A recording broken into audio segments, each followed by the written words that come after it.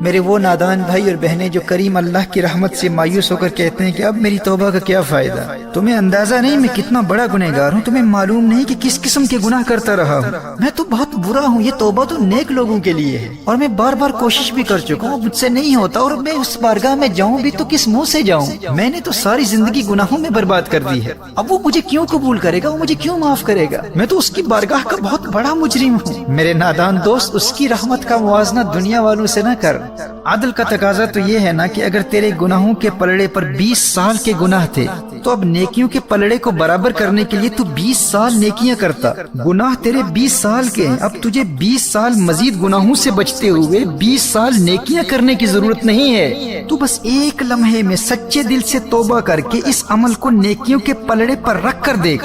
تیرا کریم رب تیری ایک لمحہ کی توبہ کے ذریعے تیرے ترازو پر گناہوں کے پلڑے سے 20 سال کے گناہوں کو غائب کر دے گا۔ تو نے 40 سال گناہ کیے، اب ان گناہوں کو مٹانے کے لیے 40 سال نیکیوں کی ضرورت نہیں، تیرا کریم اللہ ایک لمحے کی توبہ سے 40 سال کے گناہوں کو تیرے نامہ اعمال سے مٹا دے گا، اور ایسا مٹائے گا کہ نبی کریم صلی اللہ تعالی علیہ وآلہ وسلم نے ارشاد فرمایا، جب بندہ توبہ کرتا ہے تو اللہ تعالیٰ اس کی توبہ قبول کرتا ہے، اور جن محافظ فرشتوں نے اس کے گناہ لکھے ہوتے ہیں اللہ انہیں اس کے تمام گناہ بھلا دیتا ہے، فرشتے سارے گناہ بھول جاتے ہیں، اور زمین کے جس مقام پر اور آسمان کے نیچے جس جگہ اس نے وہ گناہ کیے تھے اللہ اس جگہ کو بھی اس کے گناہ بھلا دیتا ہے، تاکہ یہ بندہ قیامت میں اس طرح آئے کہ مخلوق میں اس کے خلاف ایک بھی گواہ نہ ہو۔ اور سنن ابن ماجہ کی حدیث ہے، میرے آقا صلی اللہ علیہ وآلہ وسلم نے ارشاد فرمایا، التائب من الذنب کمن لا ذنب لہ، گناہوں سے توبہ کرنے والا ایسا ہے جیسے اس نے کبھی کوئی گناہ کیا ہی نہ ہو۔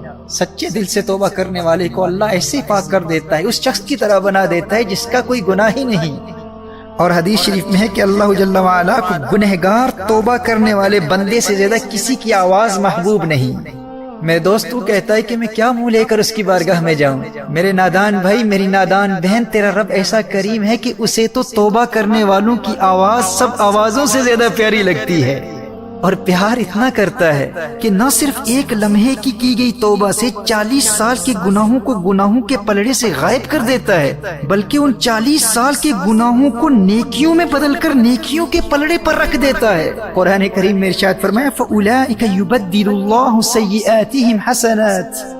تمہارا رب ایسا کریم ہے، توبہ کرنے والے گنہگاروں سے اتنا پیار کرتا ہے کہ نہ صرف اس ایک لمحے میں کی گئی توبہ سے گناہوں کو نامہ اعمال سے مٹا دیتا ہے، بلکہ اس ایک لمحے میں کی گئی توبہ سے تمہاری زندگی بھر کے گناہوں کو نیکیوں میں بدل دیتا ہے۔ دوستو دنیا کی محبت کے معیارات اور ہیں، عدل کا تقاضا کیا ہے؟ عدل کا تقاضا تو یہ تھا نا کہ 40 سال کے گناہوں کے بعد 40 سال توبہ کرواتا ہے، تو پھر جا کر 40 سال کے گناہوں کو معاف کرتا، اور پھر مزید 40 سال اگر ہم نیکیاں کرتے تو اب وہ 40 سال کی نیکیاں ترازو کے نیکیوں کے پلڑے پر رکھی جاتی۔ فرمایا نہیں میرے گنہگار بندے، تجھے علم ہی نہیں ہے کہ مجھے توبہ کرنے والے گنہگار سے کتنا پیار ہے، تو نے 40 سال مجھے ناراض کیا، 40 سال میری نافرمانی کرتا رہا، 40 سال گناہ کرتا رہا، اب بس ایک لمحے میں توبہ کر لے، میں تجھ سے اتنا پیار کرتا ہوں، اب نہ صرف وہ 40 سال کی گناہوں کے پلڑے سے غائب کر دوں گا، بلکہ انہی 40 سال کے گناہوں کو اٹھا کر نیکیوں کے پلڑے پر رکھ دوں گا۔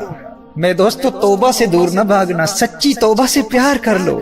تم اگرچہ گنہگار ہو، بدکار ہو، سیاکار ہو، لیکن تمہارا اللہ تم سے اتنا پیار کرتا ہے، سچی توبہ کرنے والے گنہگاروں سے اتنا پیار کرتا ہے کہ ایک لمحے کی سچی توبہ کرنے والے 40 سال کے گنہگار و بدکار کو 40 سال کا پرہیزگار و نیکوکار بنا دیتا ہے۔